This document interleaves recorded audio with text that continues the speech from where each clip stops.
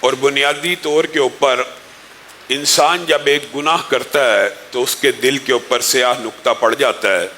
وہ سیاہ نقطہ ایک گناہ دوسرے گناہ کو آسان کرتا ہے اور ایک نقطہ دوسرا نقطہ لے کے آتا ہے. آہستہ آہستہ پورا دل کالا سیاہ ہو جاتا ہے.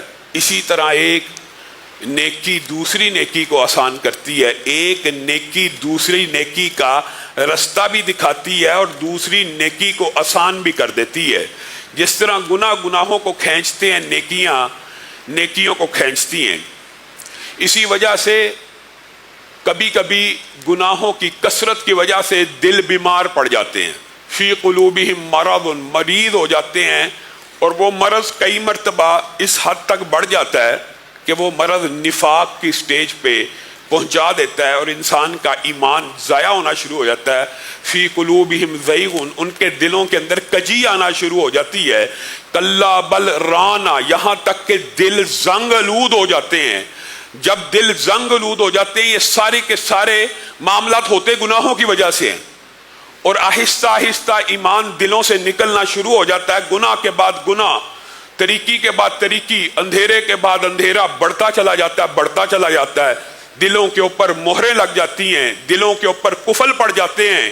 افلا یتدبرون القرآن ام علی قلوب اقفالها، دل قفل، ایسے دل لاک ہو جاتے ہیں، اور یہ لاک اور یہ قفل اور یہ تالے کھولنے کی ایک ہی چابی ہے، اور وہ چابی استغفار ہے، وہ چابی توبہ ہے. بندہ توبہ کرتا ہے، تالا کھل گیا.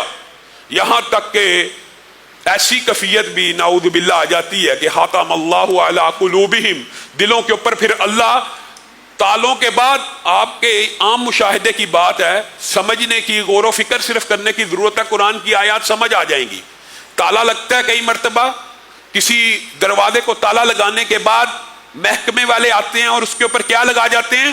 سیل، مہر لگا دیتے ہیں کہ اب یہ کھلنے والا نہیں ہے. خاتم اللہ، اللہ بھی مہریں لگا دیتا ہے تالے لگانے کے بعد دلوں کے اوپر. اور وہ مہر بھی اگر کھلے گی، کس سے کھلے گی؟ توبہ اور استغفار سے.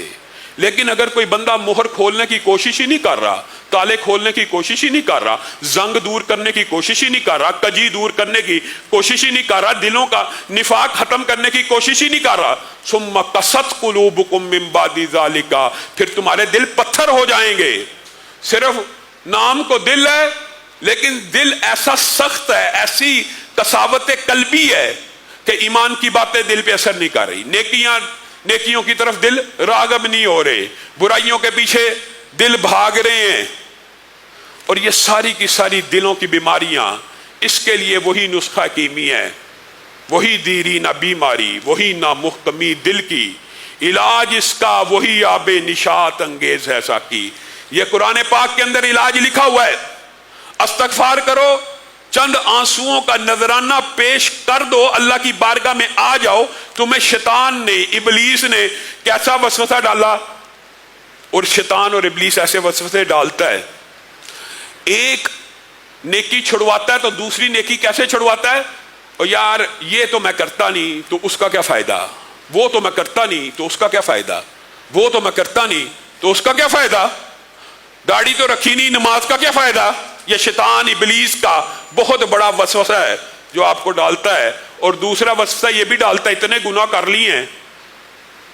اور یہ جو معاذ اللہ محاورے معاشرے میں کئی مرتبہ بنے ہوتے ہیں، یہ بھی کئی مرتبہ کسی کے اوپر صادق آ بھی جائیں تو آ جائیں، 900 چوہے کھا کے بلی حج کو چلی، اس طرح کے محاورے بنائے جاتے ہیں. لو جی، یہ حقیقت ہے کہ لوگوں کو چکر دینے سے، لوگوں کو چکر پہ چکر دے کے خانہ کعبہ کے چکر کاٹنے سے گناہ معاف نہیں ہوتے. یہ بھی بات درست ہے، لیکن کیا گناہ معاف ہی نہیں ہوتے؟ یہ شیطان نے آپ کو مغالطہ ڈالا ہوا ہے. آج یہ مغالطہ کلیئر کرنے کی ضرورت ہے.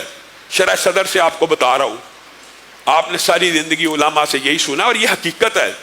حقوق العباد معاف نہیں ہوتے معاف جب تک آپ اس کا حق واپس نہ لوٹائیں. لیکن ایک بندہ حق لٹانا چاہتا ہے، ایک بندہ حق لٹانا چاہتا ہے، کیا اس کا بھی معاف نہیں ہوگا؟ یہ آپ کو شیطان نے وسوسہ ڈالا ہوا ہے.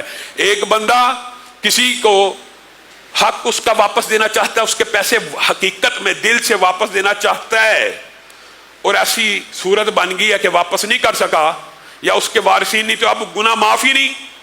یہ شیطان کا وسوسہ ہے. حقیقت میں کسی کی حق تلفی کی ہے, دل میں احساس ندامت آ گیا ہے, اب وہ حق لٹانے کا متلاشی ہے, پھر بھی گناہ معاف نہیں. یہ کسی مولوی نے آپ کو غلط سبق پڑھایا ہوا ہے, اور یہ میں اپنی طرف سے نہیں کہہ رہا. اس کی دلیل کے اندر ایک بہت بڑی حدیث ہے, اور وہ حدیث آپ نے نوٹ کرنی ہے اور غور کرنا ہے کہ اللہ رب العزت کی رحمت کے دروازے کس قدر وسیع ہیں.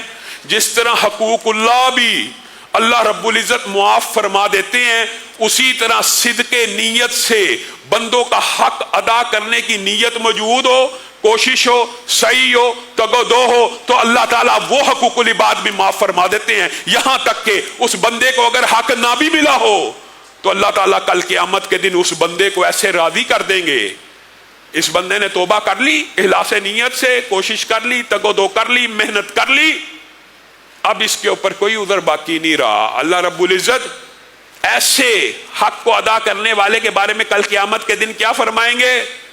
اے میرے بندے, اس نے تیرا حق دینا ہے, جی ہاں میں اس سے ہاتھ لے کے چھوڑوں گا, میں اس کو نہیں معاف کروں گا. اس نے میرے فلاں وقت میں یہ گالی دی تھی, فلاں وقت میں اس نے میرا پیسہ لیا تھا, فلاں وقت میں اس نے میری غیبت کی تھی, اب میں یہ. اس وقت انسان ایک ایک نیکی کے پیچھے بھاگ رہا ہوگا, کوئی بیوقوفی کوئی بھی نہیں چھوڑے گا. ہم جیسے بھی وہاں پہ پہنچ جائیں گے, کہنے والے سننے والے جتنے بیٹھے, ہم میں سے بھی کوئی وہاں پہ کسی کا حق نہیں چھوڑے گا. لیکن اللہ رب العزت کہے گا وہ دیکھو, وہ تو بڑا اونچا مقام ہے, وہ تو بہت بڑی نعمت ہے, ہاں اس حق کو معاف کرنے کے بدلے میں تجھے وہ ملے گا, یا حق لے لے یا وہ لے لے. یہ اس بندے کے لیے ہے جو حق صدق دل سے دینا چاہتا ہے.